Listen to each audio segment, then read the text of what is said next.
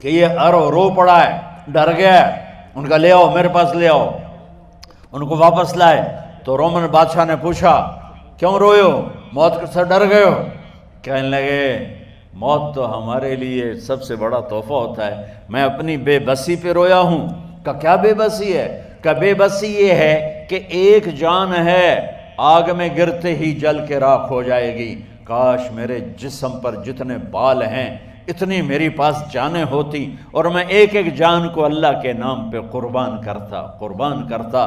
آج مرنے کا مزہ نہیں آ رہا، اس پہ رویا ہوں۔ تو بادشاہ اتنا حیران ہوا، اس نے کہا تو میرا ماتھا چوم دے اور میں تمہیں آزاد کرتا ہوں۔ تو اس کا ماتھا چوما، انہوں نے چھوڑ دیا۔ 2000 سال پیچھے چلے جائیں، فرعون دنیا کا واحد انسان ہے جس نے کہا انا ربکم الاعلی، میں سب سے بڑا رب ہوں، اور اپنے آپ کے رب ہونے کا دعویٰ انسانوں میں صرف فرعون کا ہے۔ اس کی باندی مسلمان ہو گئی، موسیٰ علیہ السلام کا کلمہ پڑھ لیا، ایمان چھپتا نہیں، وہ پتہ چل گیا۔ فرعون نے اس کو پکڑوایا، اس کی 2 بچیاں، ایک دودھ پیتی ایک ساتھ چلتی، اور اس نے اپنے دربار میں کڑاہ میں تیل ڈلوایا، نیچے آگ لگوائی، تیل ابلنے لگا۔ جب وہ پوری طاقت سے ابلنے لگا تو اس نے فرعون نے اس عورت سے، اس باندی سے کہا یہ آگ تیرے سامنے ہے، جلتا ہوا تیل، موسیٰ کے رب کو مانے گی تو پہلے تیری بچیوں کو جلاؤں گا پھر تجھے جلاؤں گا، اور اگر مجھے رب مانے گی تو تیرے گھر کو سونے چاندی سے بنا دوں گا، تیرے گھر کو سونے چاندی سے بھر دوں گا۔ اللہ کا پا لینا یہ میری آپ سب کی معراج ہے، اور اللہ کو کھو دینا میرے آپ سب کے لیے ہلاکت اور تباہی ہے۔ سنو اس نے کیا کہا؟ اللہ نے اپنی محبت کو ماں سے تشبیہ دی ہے، باپ سے نہیں دی، اور چھوٹا بچہ زیادہ ممتا کو لیتا ہے۔ وہ کہنے لگی فرعون یہ تو میری 2 ہیں، میری 100 ہوتی تو اللہ کے نام پہ آج میں قربان کر دیتی۔ فَقْضِ مَا أَنْتَ قَاضٍ، کر جو تجھے کرنا ہے۔ تو پاگل ہو گیا، غصے میں کہنے لگا اس کی بڑی بیٹی کو ڈال دو۔ تو انہوں نے اس کو یوں ٹانگوں سے پکڑا اور وہ چیختی چلاتی ہوئی تھی۔ ماں کا ایک بول اس کی جان بچا سکتا تھا، اور پھر گھر جا کے توبہ کر لیتی اور کہتی اللہ مجھے معاف کر دے، میں نے کلمہ کفر کہا۔ اس کو ٹانگوں سے پکڑا ہوا ہے، اس کے ہاتھ نیچے جھول رہے ہیں، اور وہ اماں بھی کہہ رہی کہ مجھے بچا لو۔ ماں نے اپنی آنکھوں سے بچی کو تیل میں یوں ڈوبتے دیکھا، اور پھر وہ ابھری جیسے مچھلی تلنے کے لیے، جیسے مچھلی تلی جاتی تو باہر آ جاتی، اوپر آ جاتی، تو وہ ایسے بلبلے اٹھ رہے تھے۔ وہ ایک ہی لمحے میں اس کی تو جان گئی، ایک آنسو کا قطرہ اس نے نہیں نکلنے دیا اپنی آنکھوں سے، اور اپنے دل کو جب مضبوط کیا تو میرے رب کی غیرت، میرے رب کی رحمت محبت حرکت میں آئی۔ اللہ نے ماں کی آنکھوں سے پردہ ہٹا دیا، اور ماں نے اپنی بیٹی کی روح کو نکلتے دیکھا، اور وہ کہہ رہی ہے اصبری یا فإن لک من الأجر کذا و کذا۔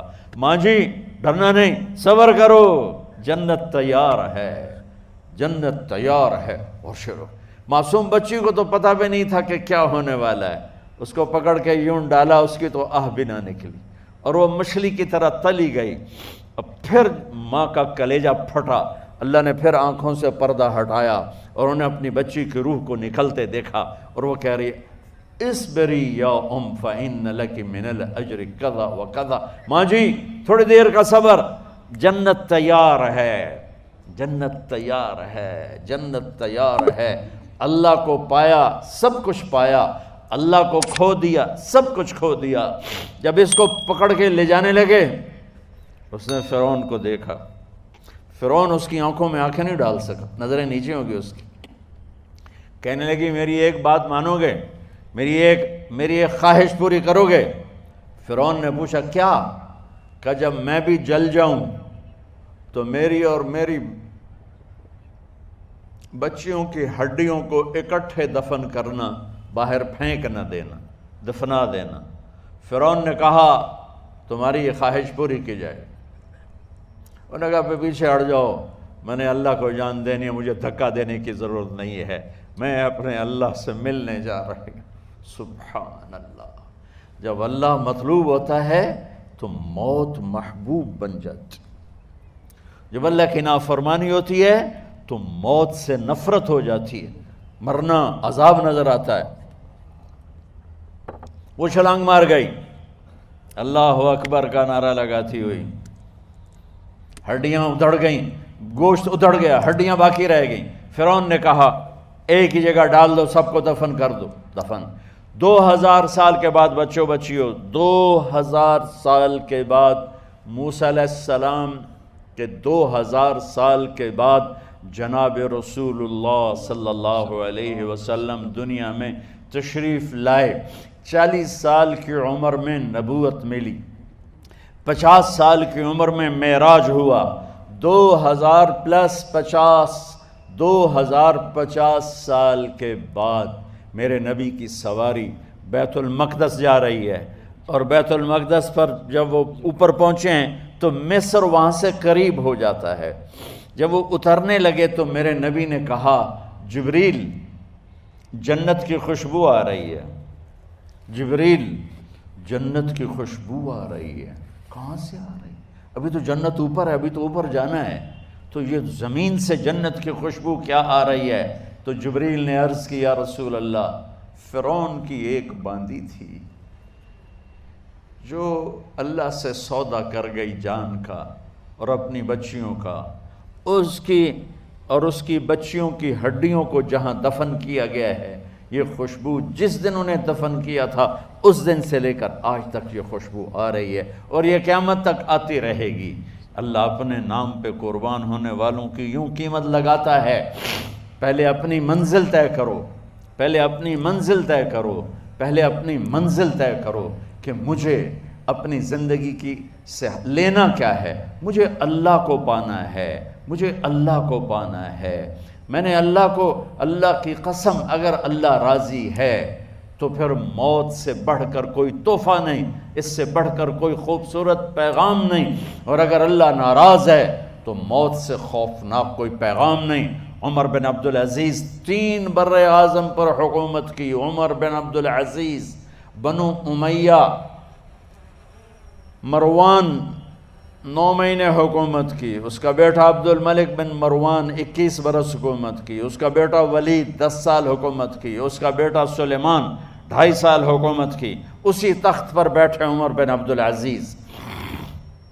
پہلے چاروں نے اللہ کے شریعت کو قربان کیا حکومت کے لیے. عمر بن عبدالعزیز نے اپنے آپ کو قربان کیا اللہ کے لیے، حکومت کو پاؤں کے تلے رکھا اور اللہ کی رضا کو سامنے رکھا. ان کو زہر دیا گیا. جب ان کی موت کا وقت قریب آیا تو انہوں نے رجا بن حیوہ کو بلایا. سننے والی بات ہے بچوں. ان سے فرمانے لگے سنو، میں نے 3 بادشاہوں کو قبر میں اتارا. اب بچیاں تو قبرستان جاتی نہیں، ہم تو اپنے ہاتھوں سے قبر میں اتارتے ہیں اور اوپر مٹی ڈالتے ہیں اور اوپر اینٹیں ڈالتے ہیں اور پھر منو مٹی میں دبا کے واپس آتے ہیں. یہ منظر آپ بچیوں کے تو دیکھنے کا بھی نہیں ہے. وہ کہنے لگے میں نے 3 بادشاہوں کو مٹی میں ڈالا، لیکن ان کے کفن کی گرہ کو جب کھول کے دیکھا تو ان کے چہرے قبلے سے ہٹ چکے تھے اور رنگ ان کے کالے پڑ چکے تھے.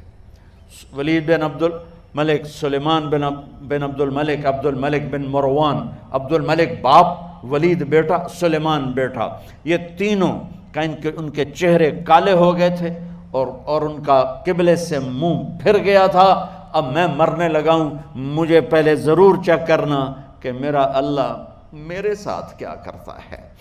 پہلے تینوں کی ظلم کی حکومت تھی، ان کے چہرے قبلے سے کیوں ہٹ گئے؟ آپ کو عجب بات بتاؤں، ولید بن عبد الملک روزانہ تہجد میں کھڑے ہو کے 10 سپارے پڑھتا تھا. 10 سپاروں کی تلاوت تہجد میں کرتا تھا کھڑے ہو کے، اور قبلے سے چہرہ ہٹ گیا. سلیمان بن عبد الملک تہجد گزار، چہرہ قبلے سے ہٹ گیا، ظلم کیا، خون کو پانی بنا دیا، حکومت پر شریعت کو قربان کیا، رشتے ناتوں کو قربان کیا. اللہ نے قبلے سے چہرے، نمازیں منہ پہ مار دی، روزے منہ پہ مار دیے، حج زکاتیں منہ پہ مار دی، تہجد ان کے منہ پہ مار دی اور ان کے چہروں کو قبلے سے ہٹا دیا اور رنگ کالے کر دیے۔ عمر بن عبدالعزیز نے اسی سلطنت کو عدل سے بھر دیا، اسی سلطنت کو عدل سے بھر دیا۔ کیسی سلطنت کی؟ جب گورنر تھے تو 60 اونٹوں پہ سامان چلتا تھا، جب امیر المومنین بنے تو بچے کہنے لگے ماں سے، بچے بچیاں 12 تھے، ماں سے کہنے لگے کہ عید کا موقع آ رہا ہے، ابا سے کہو ہمیں نئے کپڑے تو لے کر دیں۔ ان کی ماں کا نام ہے فاطمہ، بچوں کی ماں کا نام فاطمہ بنت عبد الملک۔ یہ دنیاوی سٹیٹس میں سب سے بڑی خاتون گزری ہے، آج تک اس کے لیول کی کوئی عورت نہیں آئی۔ دادا بادشاہ، باپ بادشاہ، 4 بھائی بادشاہ، 6 خامند بادشاہ، 7 نسبتوں سے یہ عورت شہزادی رہی ہے۔ حضرت عمر گھر آئے، بیگم نے کہا بچے کپڑے مانگ رہے ہیں۔ حضرت عمر کہنے لگے میرے پاس تو پیسے نہیں ہیں، تنخواہ میں تو مشکل سے روٹی پوری ہوتی ہے، کہاں سے لے کر دوں؟ تو تھوڑی دیر خاموش رہیں بیگم، پھر کہنے لگی آپ ایسا کریں اگلے مہینے کی سیلری ایڈوانس لے لیں، اس سے میں کپڑے لے لیتی ہوں اور روٹی کا خرچہ میں مزدوری کر کے گھر بیٹھے مزدوری کر کے چلا لوں گی، آپ 1 مہینے کی تنخواہ ایڈوانس لے لیں۔ حضرت عمر بن عبدالعزیز واحد خلیفہ ہیں جن کے دور میں 3 براعظم میں زکوٰۃ لینے والا باقی نہیں بچا تھا۔ یہاں لاہور بھی ان کی حکومت کے نیچے تھا، جنوبی اسپین فرانس ان کی حکومت کے نیچے تھا، کاشغر تک ان کی حکومت کے نیچے تھا، استنبول کے دروازوں تک ان کی حکومت تھی۔ 3 براعظم میں ایک آدمی زکوٰۃ لینے والا نہ بچا، اور اپنا حال یہ ہے کہ بیگم سے کہہ رہے ہیں پیسے کوئی نہیں، کپڑے کہاں سے لے کر دوں؟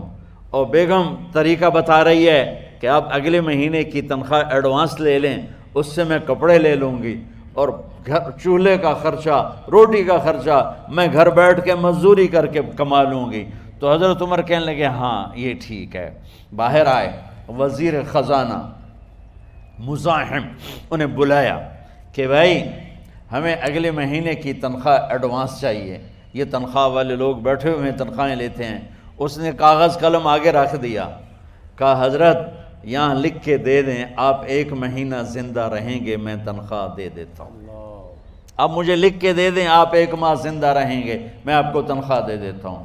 چپ کر کے اٹھے، ایک لفظ نہیں بولے، گھر گئے۔ حضرت اپنی بیگم فاطمہ سے کہا بیگم بچوں سے کہہ دو کہ باپ کے پاس کپڑے لے کر دینے کی سکت نہیں ہے، اور خزانے ایسے بھرے پڑے تھے کہ زکوٰۃ لینے والا کوئی نہیں تھا۔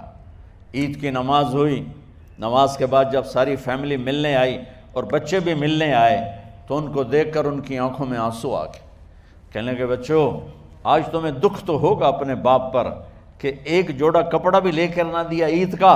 تو ان کے ایک بیٹے نے کہا ابا جان آج ہم بڑے خوش ہیں، ہمارا سر اونچا ہے کہ ہمارے باپ نے مسلمانوں کے مال پہ ڈاکہ نہیں ڈالا، ہمیں قربانی کا بکرا بنایا لیکن مسلمانوں کے مال میں خیانت نہیں کی۔ یہ ان کا طرز حکومت تھا، اس طرح انہوں نے حکومت کی۔ گھر میں تشریف لائے تو بیٹیوں سے بات کی تو انہوں نے منہ پہ ایسے دوپٹہ رکھا ہوا، منہ پہ دوپٹہ رکھ کے بات کریں تو فرمانے لگے کپڑا تو ہٹاؤ، دوپٹہ کیوں رکھا ہوا ہے؟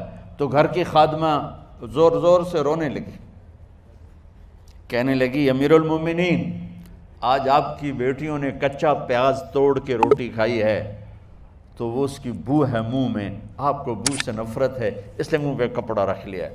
تو حضرت عمر اتنا روئے کہ ان کی داڑھی تر ہو گئی۔